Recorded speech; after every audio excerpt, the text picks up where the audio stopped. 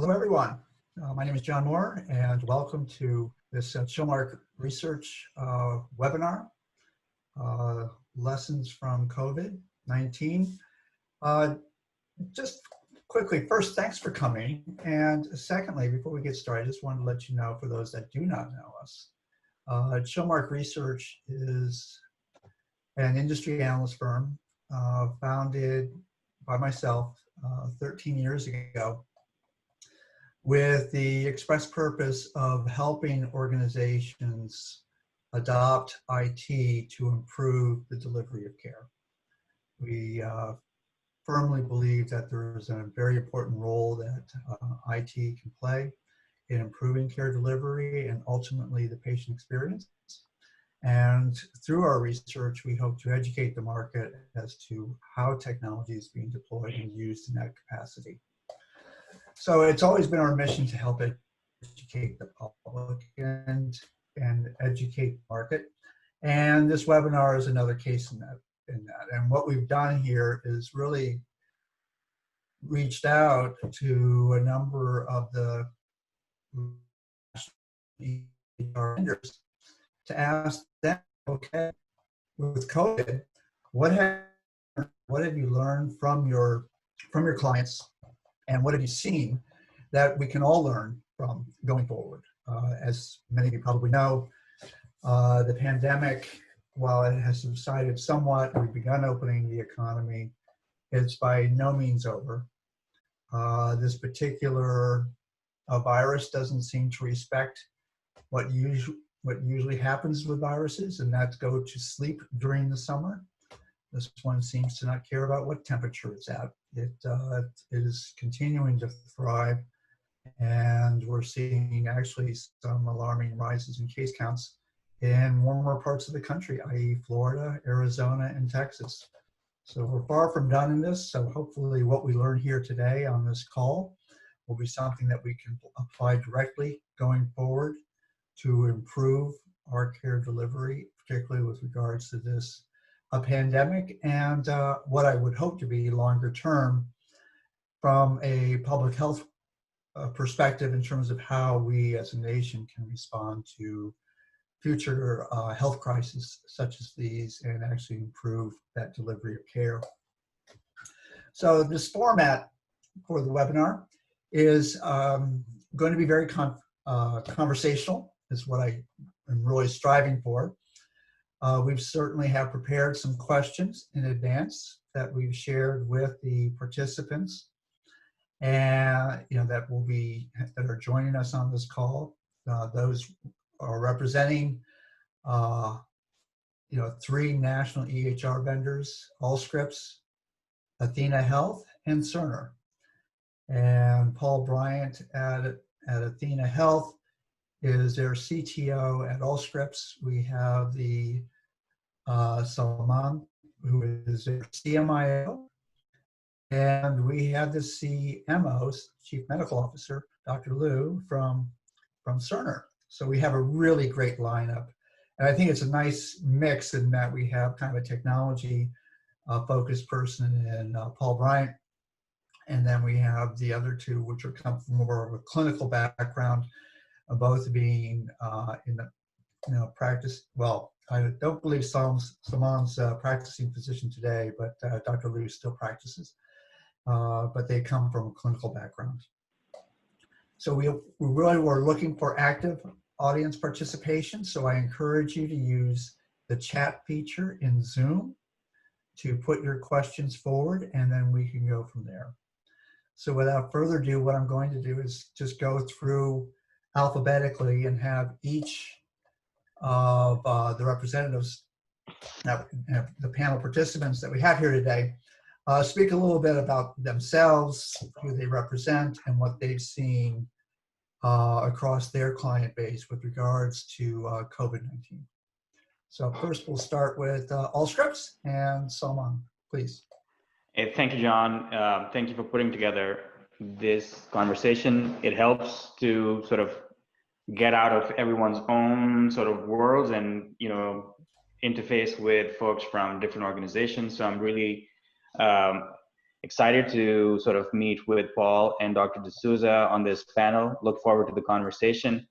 Some of the things that I'm going to talk about represent what you already outlined, that this pandemic has affected the healthcare systems across the world globally. Knowing that the healthcare services industry is so diverse within the US, you've got single providers working in practice in rural areas or urban areas, over to multi-state health systems, which have data sharing agreements already in place or connectivity in place. Everyone is reacting to this pandemic differently.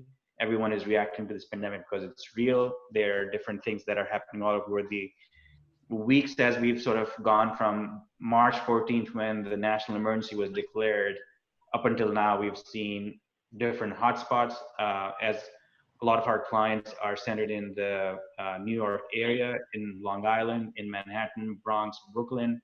We saw a lot of activity there. So what I thought of what I could focus on was, what does the COVID-19 pandemic look like almost 2 months, 3 months in now, right? So in a sense, we took some representative data from 3 different facilities across 3 different regions, and these represent, a range of Allscripts hospital users. And this is a week-by-week comparison of what is happening as a result of COVID. A lot of what CMS was driving initially was, hey, let's cancel all of the elective procedures. And that caused a lot of the downstream impact for financial recovery. So one of the things that I want to talk about is, COVID-19 has had a huge financial impact on the industry, on the health systems themselves. What are they starting to see? What are they starting to do now, 3 months in, with all of the testing in place, with a lot of the PPE and ventilator supplies back in a healthier spot? We're starting to see that health systems across, and you can see it in the top graph, are starting to open up again to their active surgical procedures. So we're starting to see that volume is starting to get rescheduled.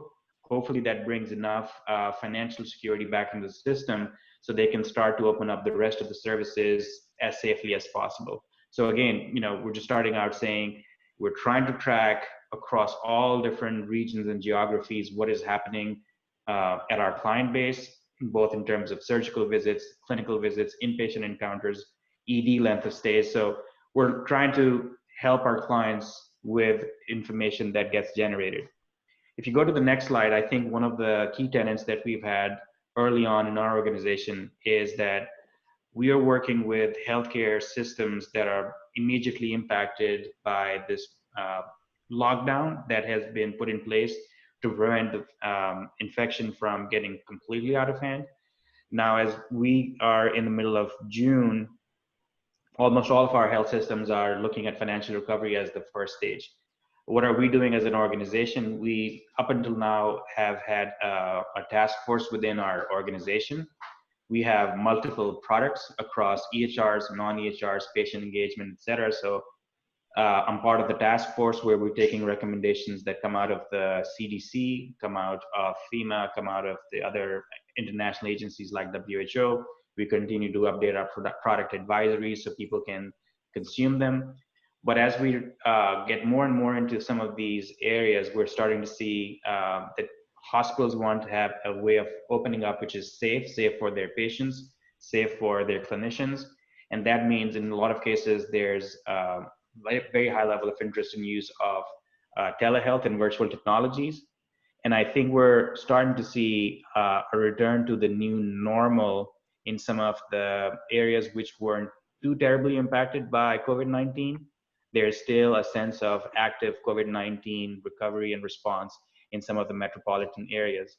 So if you go to the next slide, John, you would see that Allscripts has a fairly diverse portfolio. So we provide solutions and services ranging from care coordination, which allows health systems to share COVID-19 plans with their community teams in order to follow up on patients who've been discharged from the hospital.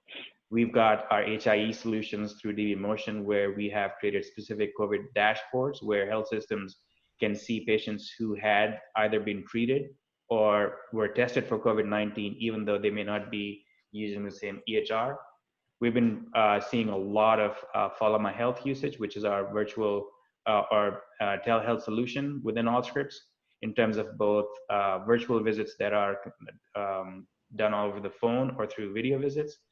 We have a large chunk of the EHRs or a large range of EHRs across small, rural, critical access hospitals to large multiple facility IDNs, where we've done majority of work to provide COVID-19 related workflows, but a lot of focus has been on analytics related to that. And we're also working with our long-term care facilities through the CarePort solutions to help with the dissemination of information from hospitals to these long-term acute care facilities as well. So there's a range of solutions. In a nutshell, I think we have been fairly organized in terms of responding through this central task force, which consumes information from clients, knowledge resources. We've created a mechanism to delivering information and services out to our users. And we're actually seeing quite a bit of good feedback from them. And Reaction Data did a survey mid-April, late April, and asked 261 participants, mostly physicians, nurses, and CEOs from health systems. Most of them gave us a very favorable rating in terms of how we had engaged with them, continued to engage with them, and provide them solutions and services. So that's in a nutshell my starting commentary. I know I may have taken too much time, so I apologize if I did that, but we'll be here to answer some questions. Okay, Paul, you're up next. Thanks, John. So I'm the Chief Product Officer at Athena Health, and I'm a lifelong and career healthcare IT person. And one of the things that I always talk to folks about when they're thinking about joining the healthcare industry is, hey, the good news is healthcare is recession-proof. The bad news is healthcare is not pandemic-proof, as you saw from the previous slides. So it's been quite an interesting journey for us and our clients. I think back to January, late January, we put out our very first product enhancement for COVID, which was a set of screeners and order sets. And when we did it, frankly, I hoped that it was something that would never get used. And it seems like that was a decade ago almost. And since then, obviously, the crisis hit. We had the most immediate impacts where we saw telehealth volume on our network go up by about 35 times. It's just amazing. Frankly, telehealth wasn't a big part of the way care was delivered across the Athena network. A couple thousand visits per day. To see that go up to 140, 150,000 was pretty amazing all at once. And the other part of the crisis that was immediate was calls for clients for us not to release software, which is not generally what clients ask for. They're always asking for lots of stuff. And we are a true SaaS business, so we really only have one version of our software for everybody. And we had actually went through a process of a poll with our clients, because we had a bunch of clients who were like, hey, how about those features? And a bunch of clients were like, hey, we're struggling with the front lines of the crisis, and we don't want to impose any change on our providers whatsoever. So we elected for the first time ever to delay the release, not because it wasn't done, we just didn't turn it on. And we pushed it off to this July. So big initial interruption. Of course, you saw some of the charts about deferral of services and decline in services. Pretty amazing across the network. We service practices ranging from one physician practices up to some of the biggest practices in the country, and across the country, it's all this just collapse in well visits and elective surgeries, which I totally expected that. What I didn't expect was the decline in emergency room visits. And what's even more interesting, and I'll show you a slide a little on the rebound in a second, but as we've watched the recovery of services, emergency room visits are lagging the recovery across the Athena network. And first you're like, okay, how is that? And I think in some respects it is people truly too scared to go to the ER for things they should be going to the ER for. We saw some unfortunate data early on about people that were essentially dying in their homes because they had a stroke or heart attack and didn't call the EMTs fast enough. So that's obviously not good. But I think also what's happening as we recover is that the reality is a lot of emergency room visits shouldn't be done in the emergency room, and maybe we're kind of figuring that out. So maybe there's some hope in that. But it is bad to note that 60% of people that are high risk and should be maintained across the Athena network haven't been seen since March. So there's a lot to be done. We spent a whole bunch of time early on in the crisis writing notes to patients saying, please don't come. Now we're writing a lot of notes to patients saying, please come. So it's been kind of an interesting, both sides of the patient experience messaging piece. So we're really trying to work with our providers to bring back patients into their offices or onto telehealth or into their cars, whatever the most appropriate care delivery model is, but to re-engage with their patients. The other thing that happened was we did a whole lot of data mining. One of the cool things about being a SaaS business is that we have all the data real time, and we partner with a variety of different organizations to try to learn about COVID. And I think in the end, I'm not sure that we contributed, frankly, any earth-shattering piece of information about COVID. We did a lot of analysis of where high-risk people are.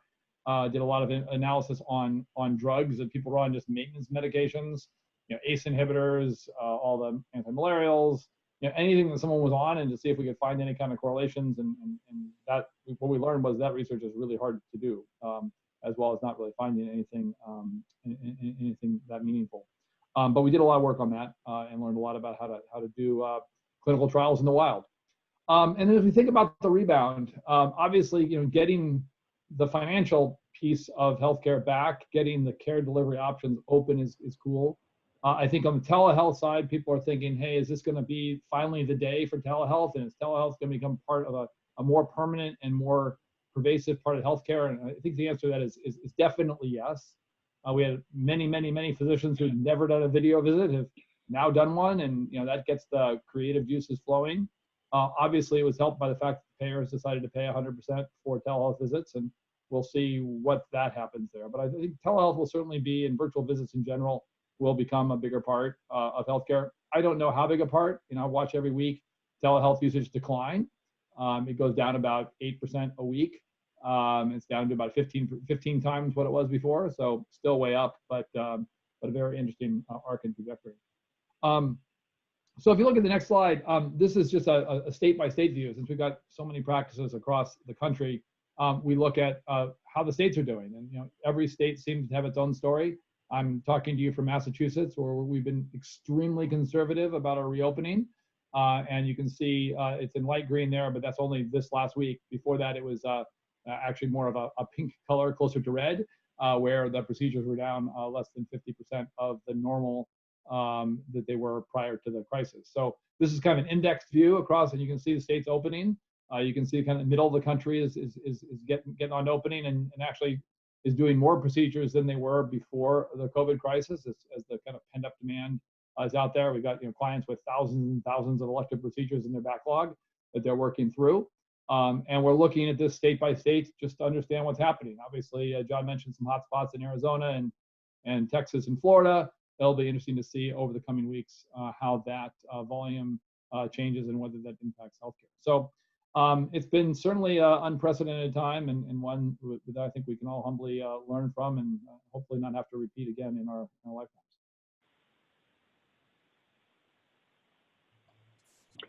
Thank you, Paul. Right.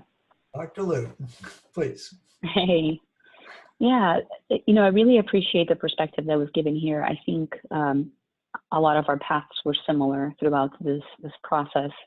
I would focus for my in a little bit of a way, which is, what we found through this is that trust is so important. And maintaining a trusting relationship with our clients was really crucial and really essential for us to be able to move fast through this pandemic. So Cerner's journey through COVID response so far was luckily very early on for us, because we are a global health company. We have been watching COVID very closely since the first outbreak in China, and really saw that acceleration through mid-January. And our teams in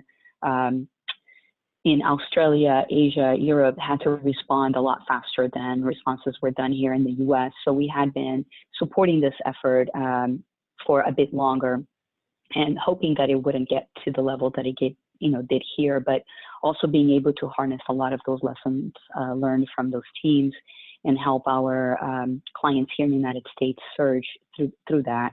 So very early on, we stood up 2 task forces internally in taking care of our associates, who moved to a virtual world very fast. And that was very important for us to maintain continuity of business for our clients, ensuring that everybody's safe and healthy so that we can continue to. And that process, you know, as you can imagine, changed very frequently.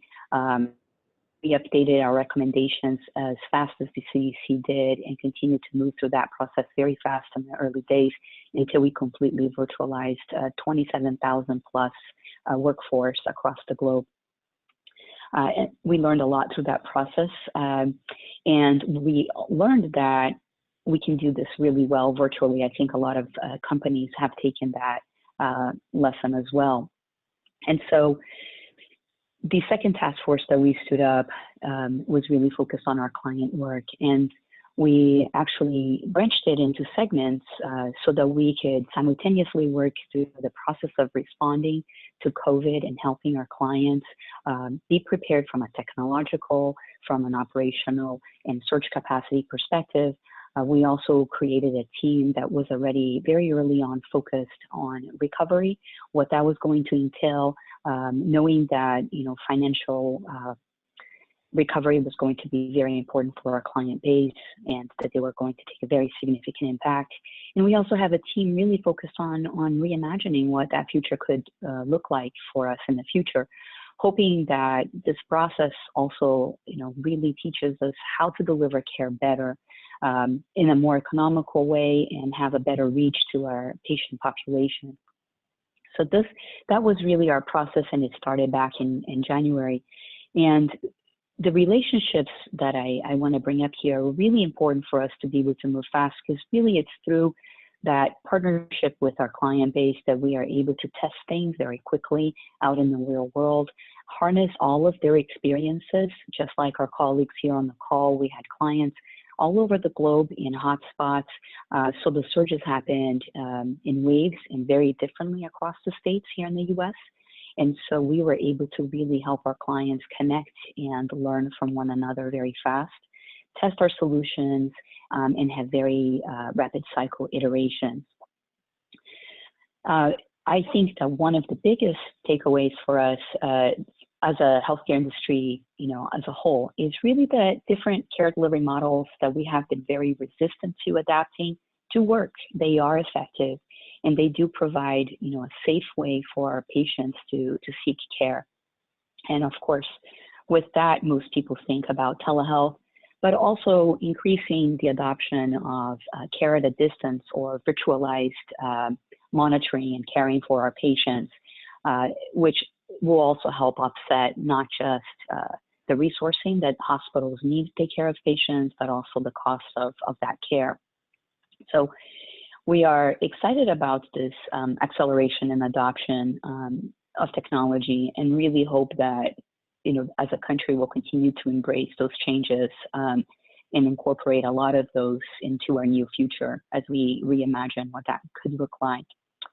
And then the other aspect that I wanted to bring up that hasn't been talked about here is really the concept of interoperability and how important that has played a role in this response.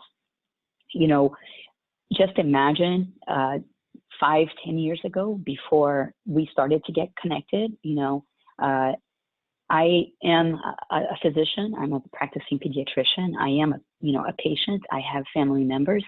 I truly believe to the core, as we do at Cerner, that the data belongs to the patient, and I should be able to take that with me anywhere I go. That dream hasn't been completely realized. We know that we can connect, but it's still extremely difficult for patients to get their data as they move across this country.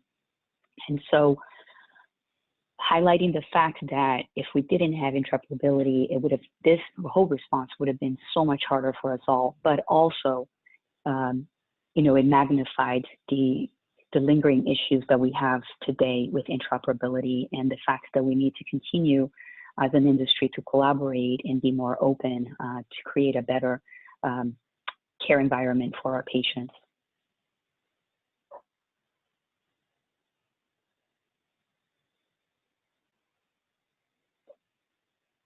You're on mute, my friend. You're on mute, John.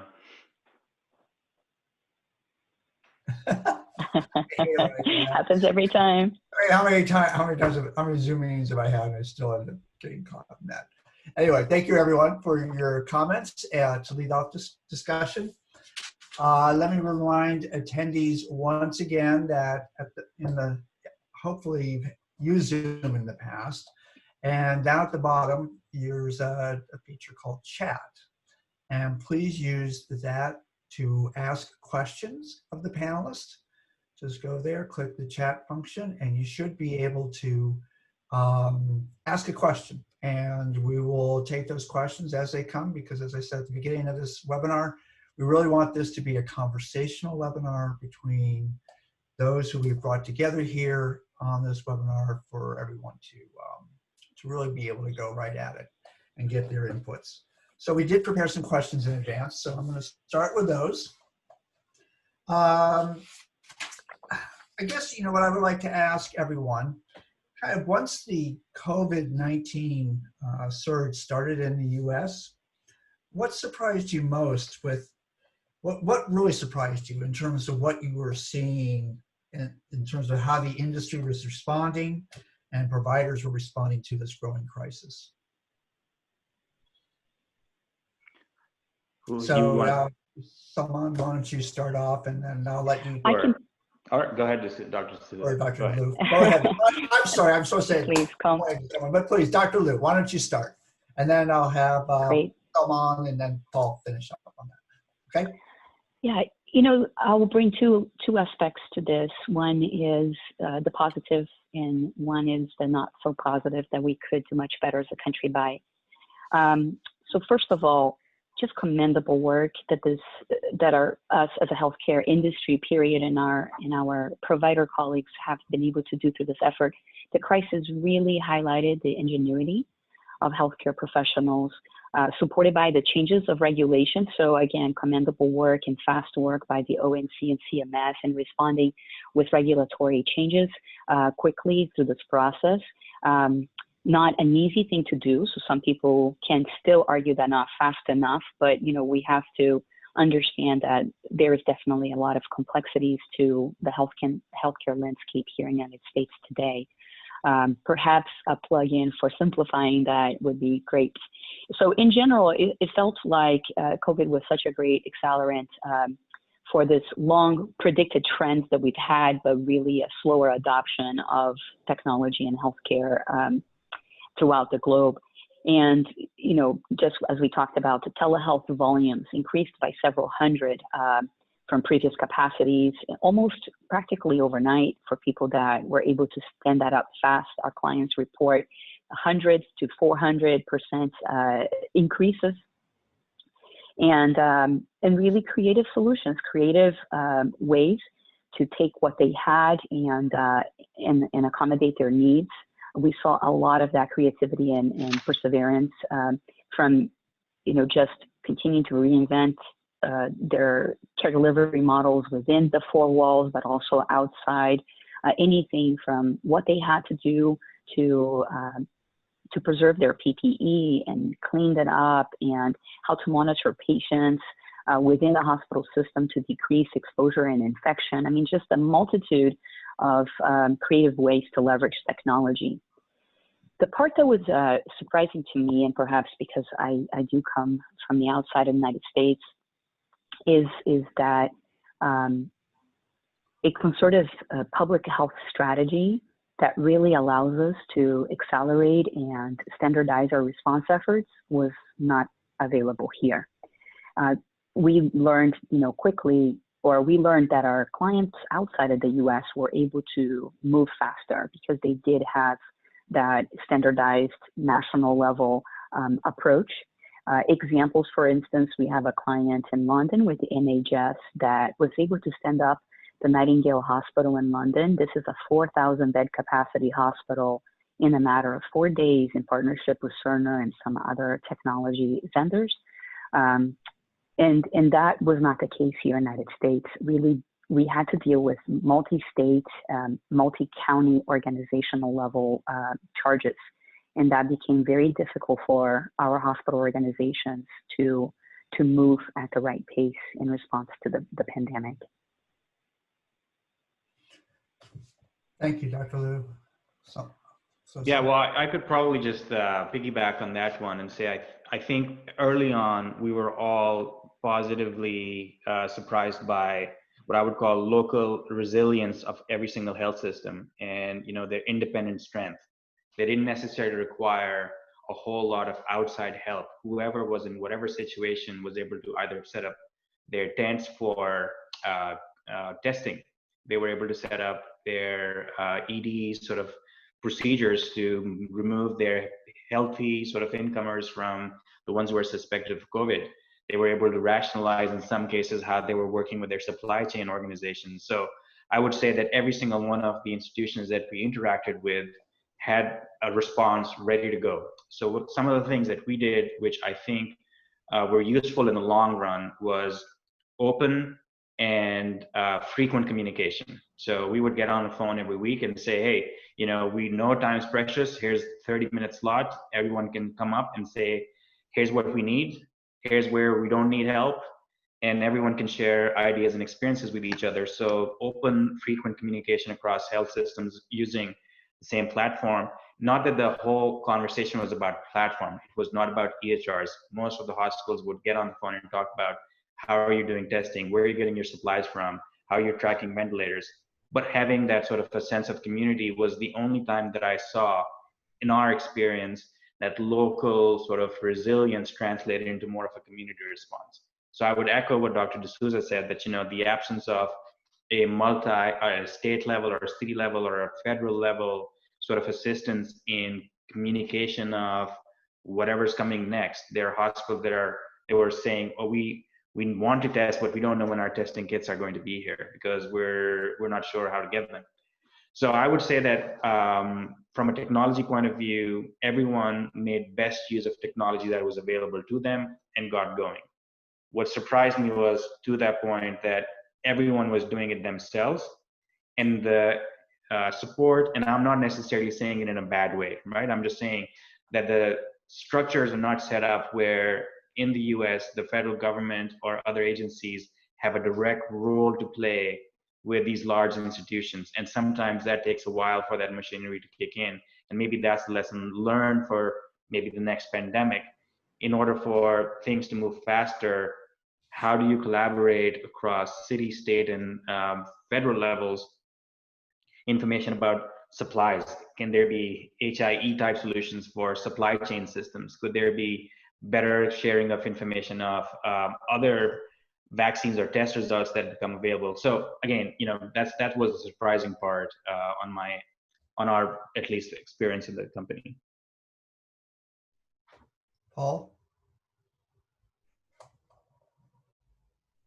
And you're on mute now, Paul. Now I'm on mute. Here we go. Yeah, someone has to keep doing that. I just to build on that, the creativity and the innovation that occurred across our network with our clients was amazing. I mean, everything from doing car visits. We had a couple of practices go buy and distribute iPads to some of their older patients who didn't have smartphones, so they could do telehealth visits. We had people doing visits over text and FaceTime. Just a pretty amazing and innovative and creative approach to all this. I was also pretty surprised to talk about just the magnitude of decline of the business, and especially the ED. I didn't see that coming at all in any of our models as we looked at this. And one, I think, interesting just financial fact is that if you were an at-risk provider and taking on full risk, you had a big buffer. Since actually this is a great time to be at risk because no one was getting healthcare and you were still getting paid. And a lot of our practices are thinking about at risk now a little differently as financial diversification or business model diversification in ways that they hadn't really been thought before. And then maybe on the disappointing side, just thinking about the response as a country, this is kind of an event that many people had said was coming, and we run drills and all that. And it just didn't feel like, as a country, we had our collective act together. Hopefully this will give us some more motivation for preparing for events like this at a more central and streamlined level. Following up on that, in terms of the national response, I was just wondering in terms of from your organization's perspective, when you had to try to help health systems with their public health reporting requirements, is that something you had to take on personally, or did your clients actually have to build out those, state by state, requirements for patients, COVID patients under interest, PUIs? How did you have to go about that, solving that problem for your clients?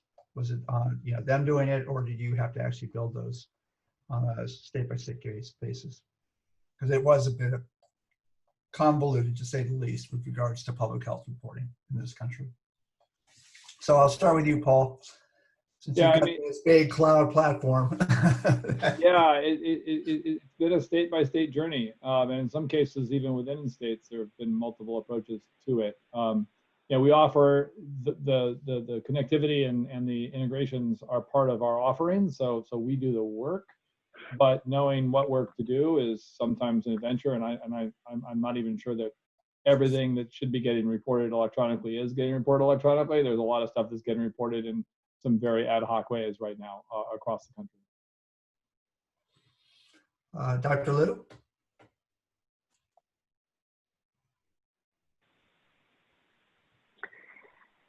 Yeah, I think about this question in different ways. As far as medical practice and some of the regulatory measures that were done, these we saw were more broadly at the federal level, so the changes were easier to accommodate because they were coming directly from ONC and CMS, and the guidelines for treatment and screening coming from the CDC. So where it became a little bit more difficult, I think, for our clients, and we try to provide as much support as possible with our localized teams. So at times we couldn't do things necessarily at enterprise level, but we are blessed with a very large company, and most of our clients have a pretty good localized support system. We also have a large consultancy that very quickly transformed into a virtual consultancy to provide technology as well as clinical informatics level support directly to our clients, as well as support for training and onboarding, unaffiliated providers and nurses that had to come, especially in the New York area, where the surge was very significant. We saw a lot of that movement. We also had a help desk that was dedicated, for instance, in supporting the public, supporting the patients on how to engage with technology in order to enter those virtual visits. So those are just examples of how we had to localize some of the support, and the medical guidelines were changing very fast. There were also not very good medical guidelines. Still today, we're trying new things, so that is a constant moving target. But as far as the data and the reporting necessities, those did become very tricky for our clients, and they definitely were being required from the federal as well as state and county level. And so it became burdensome for them to have to report different measures depending on who they were having to report to. So from the beginning, what we did was create a reporting analytics and regulatory teams. Those are all different teams working together to align closely with the CDC and public health authorities to provide a more efficient and accurate reporting submission process for our clients. It did take a while, I think, for the CDC and also for the White House Task Force, as you guys recall, to really solidify, those requirements and what they want to report it, and that too changed, causing some frustration to our clients. But we continue to adapt and adjust as fast as we could. And so I think that that's a world where we live in today in healthcare informatics, is that we are still lacking standards across the board for the information that we are producing and the data points that we are producing. We're getting better, but we're certainly not, the banking industry, for instance. I still, when people ask me this question, providers ask me all the time, why is it so difficult? It reminds me that we're still back in the days of the ATM machines that you had specific chips and you can only go to, these 3 machines. And so healthcare technology is still evolving and it needs to get there, but it's proven to be difficult at a local level to do a broader countrywide type of reporting.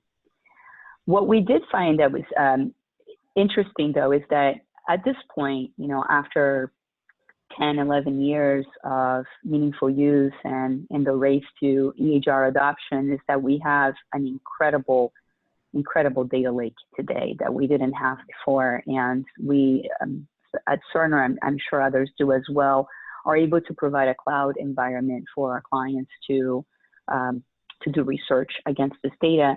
And so in partnership with AWS, we made this critical mass of de-identified patient data available to our clients and other non-clients, even for epidemiological studies and clinical trials and treatments related to COVID-19.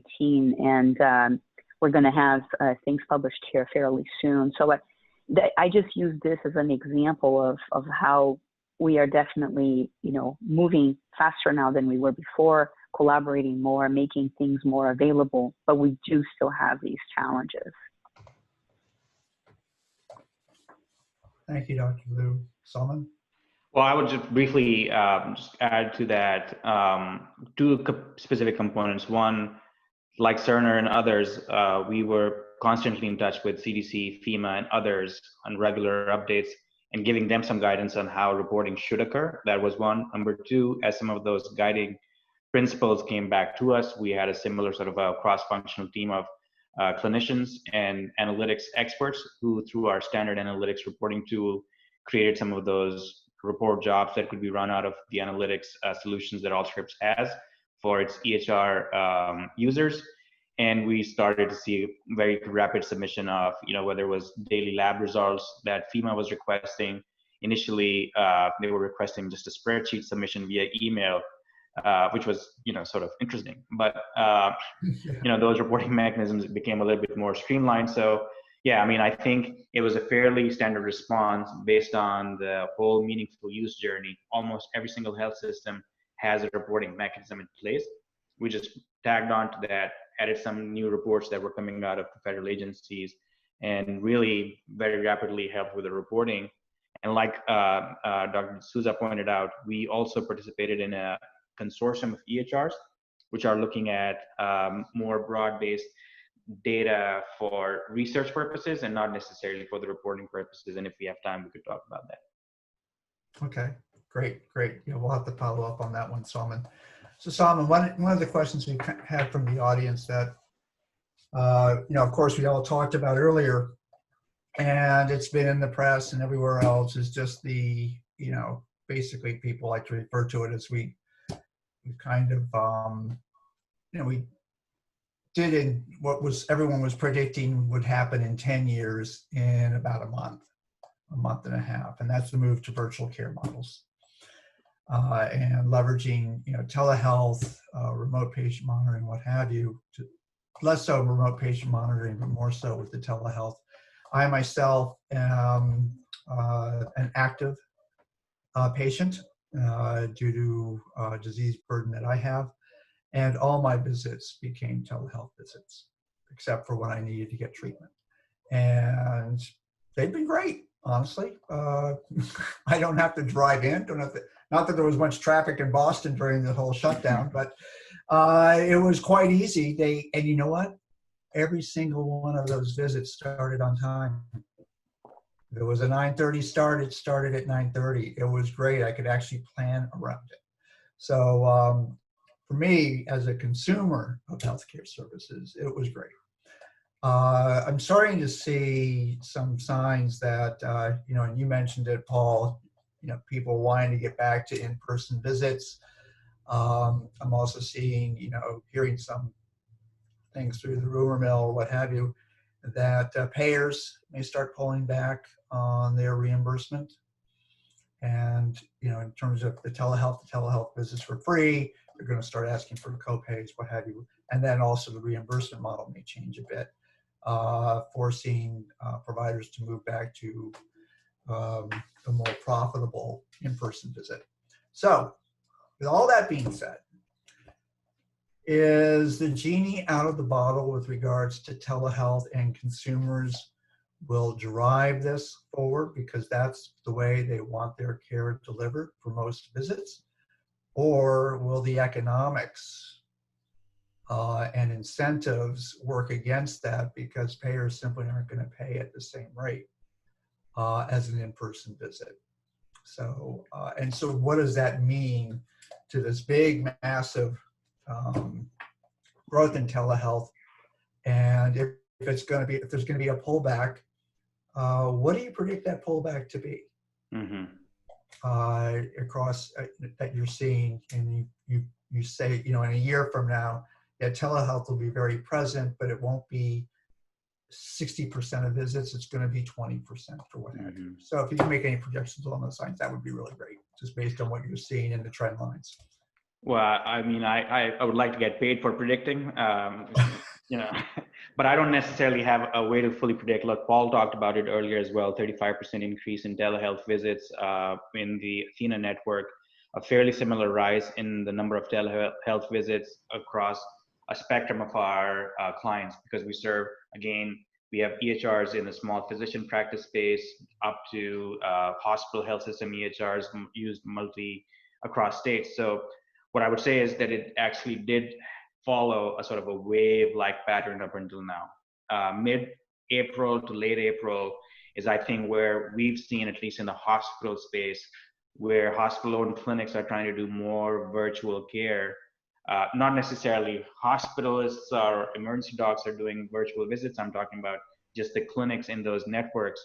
It did follow a wave pattern. Mid-April, late April, we saw the maximum amount of televisits across 3 different regions.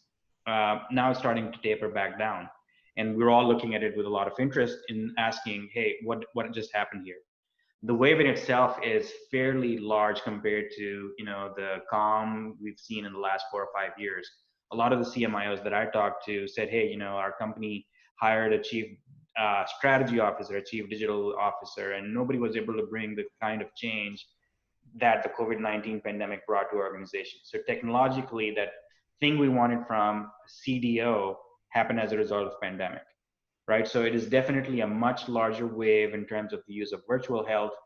It's tapering down, and there's of course a couple of financial incentives that are not necessarily fully in place yet.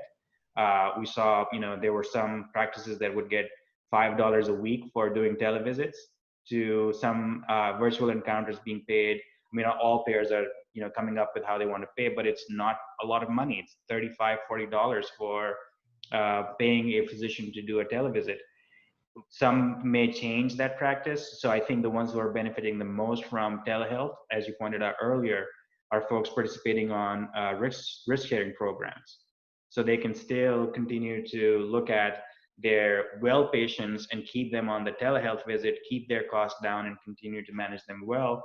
And if they can stratify and bring in their sick patients in that cohort, that's where some of the fine-tuning of the telehealth visit is going to happen, because of the financial levers that get placed by payers. And 2, it's going to be a recognition by clinicians themselves, which kinds of specialties, which kinds of visits, which kinds of patients benefit most from a virtual encounter. But I think virtual is going to then lead into the second piece, which we didn't necessarily see a whole lot of. I don't know if we are mature enough to see remote patient monitoring play a big role in how virtual health proceeds. So I think this was definitely a big wave, and it is following some sort of a wave pattern so far. So I'm interested in hearing what Paul and Dr. Souza have seen in their experience as well. Thank you. Dr. Souza. Yeah, sure. It's been incredible. I think that the remaining skepticism on the effectiveness of virtual care, just as you described, John, have been removed, at least from the provider and the patient side. Unfortunately, healthcare in the United States is a business. And I say that not lightly, because it really bothers most of us, but that's the case. It should be, a right of our people to receive good quality healthcare and not be dependent on these payment models in order to provide what our patients need. It's ridiculous to imagine that patients are driving 3 hours for a 20-minute appointment, and that is happening all over this country. We have proven that it can be done, and we hope that there will be more stickiness this go round. The CMS just recently put out the second, I'm going to say this wrong, but it's the second pass of their ruling. And we just, recently, we will be responding, and we hope that all organizations are responding as well before they finalize these rules, asking them to really consider stretching right now the payment models that have been put in place for COVID-related telehealth and telephone visits, as well as increase the scope of practice for non-provider practitioners in order to provide really the care that our population needs. We believe strongly, as most healthcare leaders around the globe do, that we will have a resurgence. We have to be prepared for that. We can't yet go back to what we used to do before, and that includes these payment models. But we, I'm blanking out right now on which organization is running a study. I want to say that it's either the Academy of Family Practitioners or Internal Medicine that are really taking a look at the effectiveness and uptake of telehealth. And I think that more and more studies like that are going to help push our government to move to accepting and to provide better reimbursement for these visits, so that they do stay here with us as a new norm. I think it's also incumbent upon us, the people, the patients, to demand that of our providers and help keep lobbying for it. All good points, Dr. Souza. Yeah, and I'm sorry, I think it's Chime that is helping run the study, and I could be wrong. Fact check me. Okay. Now, do you a year from now, what do you think across your client base telehealth visits will represent? Is it going to be 20% of visits? Do you have any idea, any way of judging that? Or is it going to be 50%? I mean, probably not 50%, but it'll be, I think it's going to be probably down around the 30% level personally from the research I've done to date. But I'm not, that's kind of a bit of a wag. So, yeah, I would not venture in guessing, John. Okay. Yeah, an interesting data point to that is, it's already in our network down below 20%. Down below 20. Yeah. Okay. Now, it's a weird time still. Nothing's stabilized, right? It's people going back because there's a whole bunch of healthcare that some healthcare has to be in person. To your point, like 30% feels about right from a theoretical. These are the visits that actually could be done virtually versus things you need to be present for. But it's been interesting to see that at least right now it's running a little less than 20%, even in this time. So I'm fascinated by this question. We're actually doing a bunch of research in our company to really understand it, and hopefully make it happen. And I'll offer just two thoughts around things that I think are going to happen. One is, there's this notion of kind of breaking down the visit model of healthcare. Because we're fee for service historically, and because frankly 20 years ago there was only one way to get healthcare, which is to show up and get some healthcare. We kind of have this model that's how healthcare gets delivered, and healthcare starts when the visit starts and ends when the visit ends, and we're people, and our health is continuous, and virtualization of this allows us to get out of that model. And I think people that have taken on risk have already kind of figured that out, that touches with the patient outside of the office, whether it's a telehealth visit, a text, a reminder call, a care manager calling, someone delivering good food to the house. I mean, all kinds of things you can do to help improve health. And I hope that coming out of this with telehealth, that it really starts to become more about the health part and what are all the different ways, whether it's remote patient monitoring or better food or critical care management, that we can really engage patients in their health and their health journey. The other piece, which is a little bit kind of tangential, but it also kind of speaks to the fact that medicine in the U.S. is a business, is that telehealth also begins to break down barriers as to what provider you see.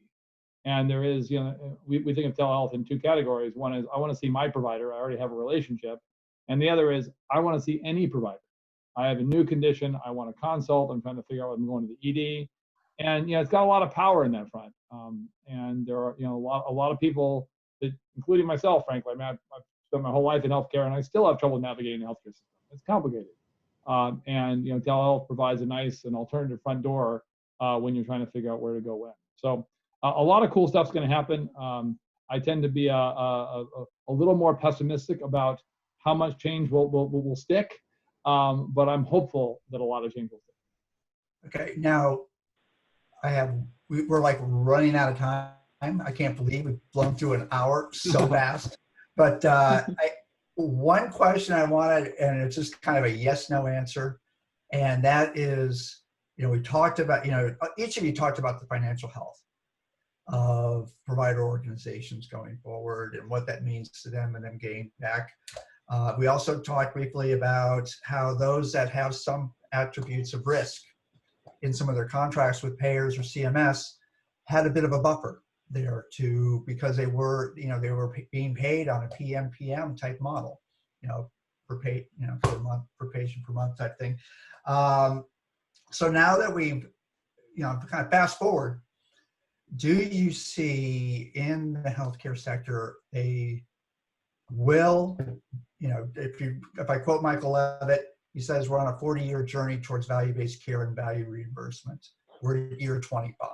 Do you think COVID has accelerated that by 10 years and that we're going to see an increasing acceleration towards value-based care models and capitation in healthcare moving forward from this point? So I should hope so, John. Revenue shortfalls really highlight the shortcomings of our fee-for-service and the fragility of the current system we have today. And I think that moving forward, really value-based models will allow our organizations to respond in a more comprehensive way, especially during times like these, without this economic burden, this handicap that they're suffering today. So we know that CMS has had to take a pause because certainly it's a very complex reporting dependent program, very stringent reporting that we have today that would not allow organizations to move at the pace that they need to. But we hope that pause is not long and that we continue to march towards value-based care. Great. Okay, Paul, how about you? I'm going to go with yes, it's going to accelerate it, but not by 10 years. But how's that? Fair enough. Good response. Okay, Salman. Yes, and again, on the 10-year part, I don't know, if it's going to be 10 years or not, but yes, it moves us in the right direction for sure. Okay. Well, I want to thank each and every one of you for your comments and inputs here.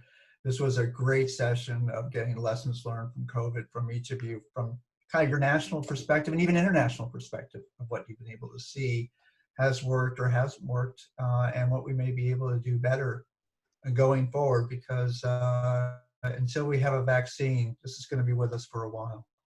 So thanks again. Really appreciate it. Thank you so much. Thanks for the opportunity. Thanks, Nice to meet you guys. Thanks, Thank Dr. you all.